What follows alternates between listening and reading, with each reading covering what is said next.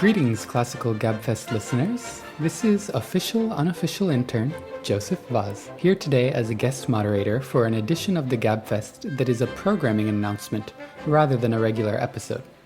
Will and Tiffany are here with me. So guys, what's going on? Well, I guess I'll start out by saying that our regular listeners have probably noticed that for the past month, we've been joined by a slate of wonderful guest co-hosts.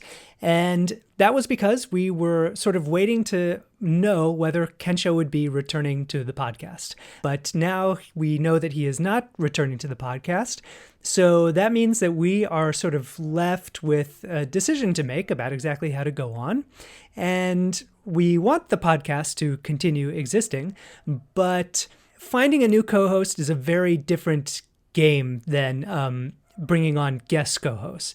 A full-time co-host for us is really a big ask of somebody. I mean, it means that they need to do all of this homework, that they need to have spicy takes, that they need to have, a certain relationship to the music and to the industry and to all of this walks of musical life that we talk about.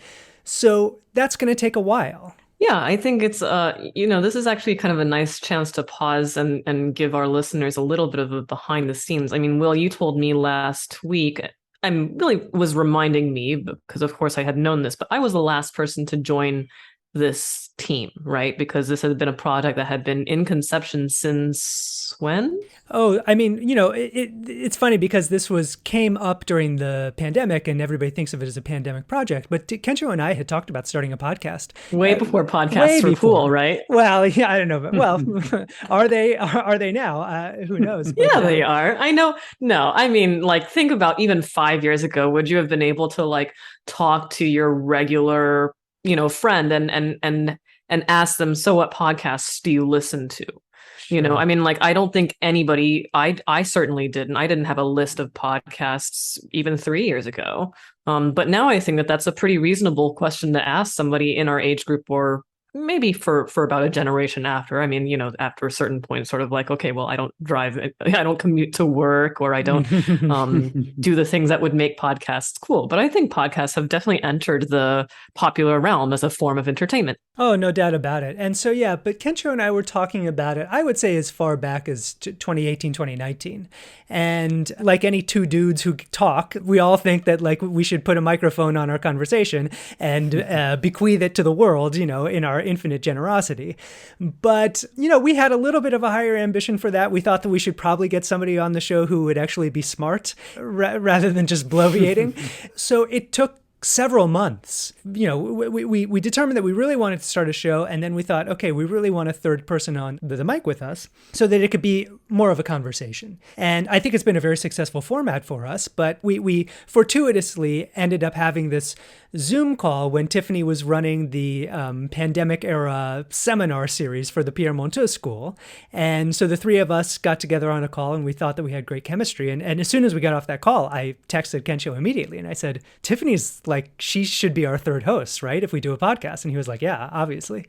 And so then it was later that summer. I mean, so that would have been around what? June? That was June of that year. And June, I think we were up and running by the fall. Yeah. And all this is to say, of course, that forming a dream team where it makes sense, to bloviate, because I've done my own fair share of bloviating. Don't butter me up too much. But, it's not an easy thing. And of course, there is the thought, well, maybe Will and I can do this by ourselves. But really, I mean, it would feel, you have a three-legged table, you take one leg away. It doesn't work. It doesn't work quite the same way. And of course, there are podcasts out there that are run by one person. There are plenty of podcasts out there that are run by two people. I mean, this is not, an unprecedented, but for us, it didn't feel quite right. Right.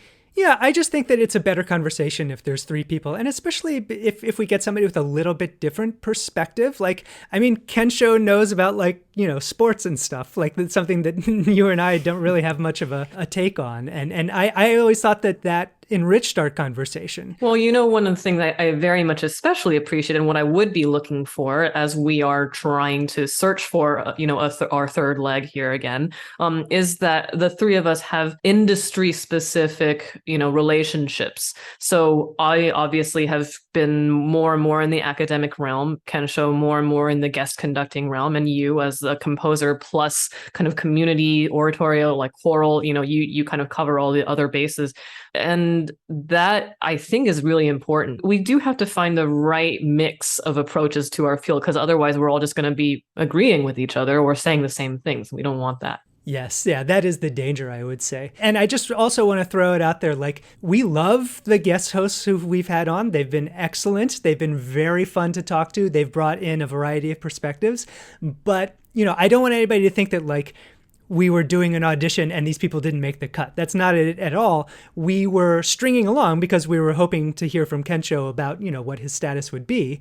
And so the guest hosts that we had were fantastic, but finding a permanent new co-host is a very different thing from inviting on a guest host. Because again, like I said, it's just a very big ask for what we do on our show in terms of the amount of content and information that we're asking somebody to imbibe and interpret it. And, there's writing all of our little intros, and there's like coming up with a classical mixtape and making the games. We rotate that duty so that nobody gets saddled with it every week. But, a lot of thought goes into the making of this show from each of us. And of course, this is all uncompensated labor, except in the form of your wonderful comments that you sent to us.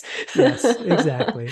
And since you mentioned, spreading around the duty, I think Kensho and I have always been very clear on this, is that the vast lion's share, by a huge margin, of the work behind this podcast has always been done by Will White. And so it was only by dint of your regularity, right, and your diligence of setting us up every week and like pitching us the right topics. And of course, sometimes we come together and discuss, okay, what's going to happen for the next month. But the lion's share of the work behind this has always been on Will's plate. And so it's not reasonable necessarily to expect that we're just going to be able to pivot into whatever, format out there and have it be as good as it always once was, because we worked for a long time to come up with a format that would work for Will's production schedule and Kensho and my, what word am I looking for here, Will? we parachute in and drop our takes, and then Will makes us sound smart. Okay, that's the way this has always worked. So we want to be able to have that for the sake of the great editing that Will has always done behind this work. So all this is to say that we are invested in the idea of going forward to create quality. Yeah, and the other thing to say is that, like, with a new co-host, that's might change some things about the actual structure or schedule of the show.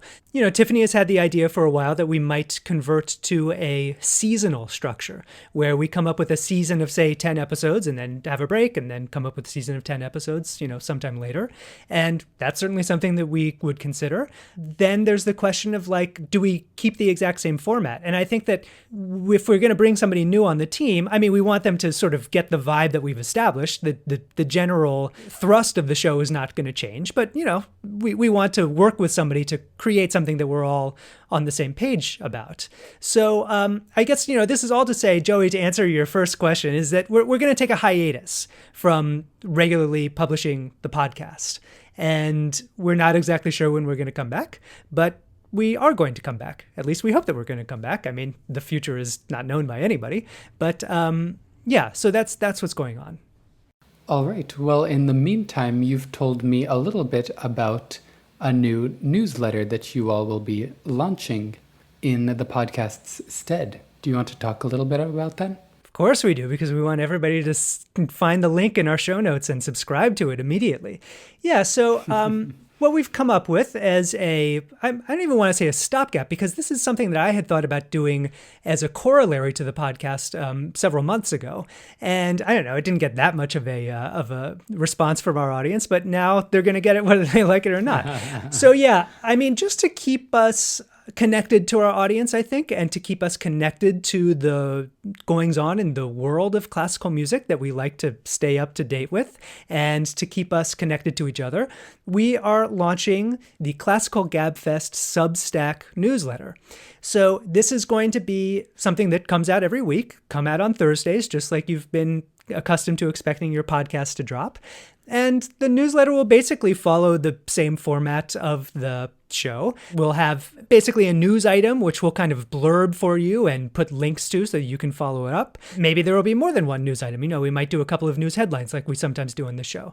We will probably have something that, we watched on YouTube or, maybe some commentary on something going on in kind of the world of pop culture about classical music. And then, probably a more serious, weighty subject. One thing we might do is do a topic and have Tiffany and I, and maybe Joseph yourself, if you would be so kind, to kind of weigh in on with a little paragraph essay, or that's something that we could maybe invite a guest essayist to write up a little something about. Some commentary on more of a broad idea, which is often what our third segment on the show is. And then, there'll be a mixtape section. And then, very importantly, we don't want to lose our prelude games. So the idea is that we can actually embed a clip of music in the newsletter, which you'll access by clicking and going to a web browser version of it. And that's going to be a Name That Tune. So we've got this big back catalog. I don't know, Joseph, you'll have to tell us how many currently are in our catalog of Name That Tunes. But basically, we want our listeners to keep submitting Name That Tunes, and now we are all going to get to participate in the comments section of the newsletter Cum blog, and we'll all get to play Name That Tune every week, and it's just going to be fun. And if we run out of the backlog, then Tiffany and I and Joey, we can submit our own Name That Tunes. And so there will be a game element to the newsletter as well. Don't worry, there's plenty of backlog to last us for a while. People love to stump us. And Tiff and I will be in those streets. We'll be involving ourselves in the comment conversation, which I think is something fun. That is, I would say, maybe the one drawback of the podcast as a medium is that it is hard to, there's so often something you want to say because maybe you're out on the walk or in the car or something, you're listening, you're like, oh my God, these idiots, I want to say what I want to say. And unless you remember later on, oh my God, I've got to email these people, like I've got to go home, remember what I was thinking, etc. So now you're already in your email. So it's much more immediate, I think, to be able to comment on something about our takes and definitely to say what you think our Name That Tune of the week is. One thing that I hope to hear more of, actually, because the feedback mechanism is a little bit more immediate, is more ideas for topics. So another peek behind the curtain, right? So we would bandy around topics. Will usually keeps like a long running list of possible topics, both newsy and not newsy, for us to try and scroll through. And then, of course, Kensho and I would have set up our own news alerts or kind of be browsing in certain things. And we would drop things in our Slack channel. And then we would sort of have a post-production meeting most weeks. We would sit down and kind of decide, okay, what's happening the next week. And so our topics do go through some sort of, I guess we'll call it a loose vetting, right? We're mostly vetting for interest. It's more than just, deciding whether something was like newsworthy or not, than whether it would be interesting for us to talk about and for us to hear others to hear our thoughts on. And so that's the kind of thing that I would be interested in letting more people be part of, actually, because obviously, can you like comments? Can you like other folks' comments? Can. Mm-hmm. Yeah. So listeners, if you want to suggest topics and thumbs up other topics and so on, that's kind of an interesting aspect that I think that we'll get more of with this format. Yeah, and that's why I think that, frankly, when the podcast comes back, I think we'll keep doing the newsletter. The newsletter will become more or less a version of the show notes in your inbox. And so that becomes a more efficient feedback mechanism. And, that helps us grow this community. The point of the podcast, beyond just me and Tiffany and Kensho having a fun time every week and sharing our thoughts and sort of staying engaged with this world that is our professional milieu, is part of the idea is to build a community around people who are really interested in the music, who are interested in the industry that supports the music and the culture that has created the music over time. And, it's been a very slow road that we've been hoeing here. I think that listeners might be surprised to know that a really good episode for us in terms of download numbers would be like 250 or 300. The overlap of people who are into podcasts and into classical music in this particular way seems to be rather limited, but that's fine. Like we don't really care about that because we've seen consistent growth over this time. So I know that there's more people out there who want to find the content that we're creating. And to that effect, I would also say that I think a newsletter might end up being a more efficient way for people to find out about it, because you can forward a newsletter very easily. It's much more easy than sending a podcast link, which is like the most contorted thing in the world to do. You know what the other thing about podcasts is they're not scannable.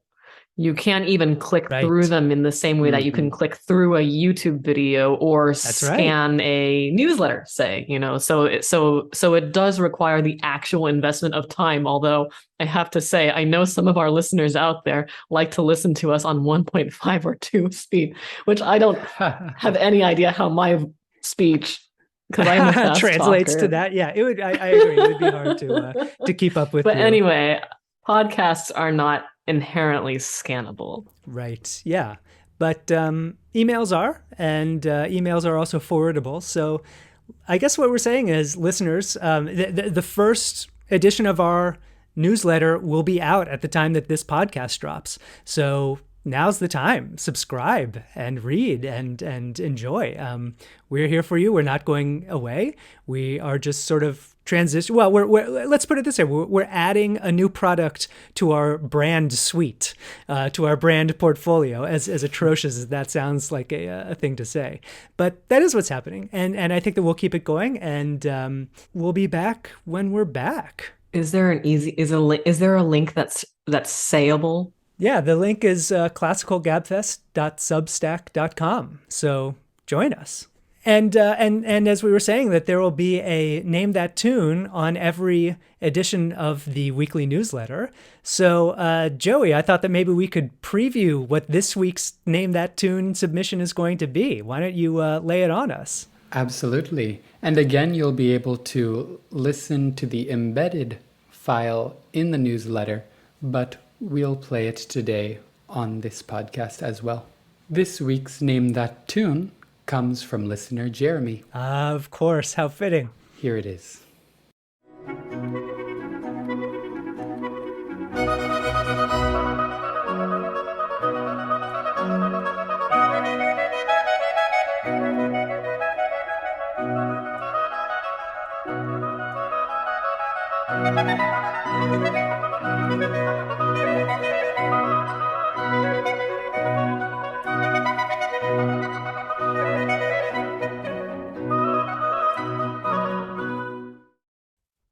Oh man, that'll be a great one to see what people are saying in the comments. Consider me stumped. I can't wait. Yeah, this will be very fun to get into a little bit of convo with the listening masses about that one, from our favorite submitter, listener Jeremy here.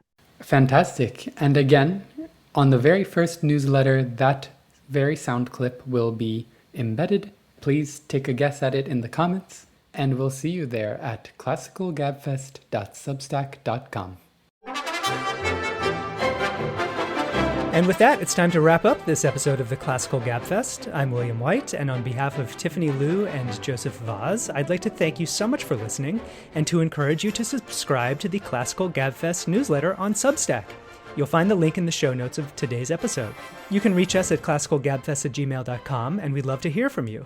We look forward to reaching your ears again on the other side of this hiatus.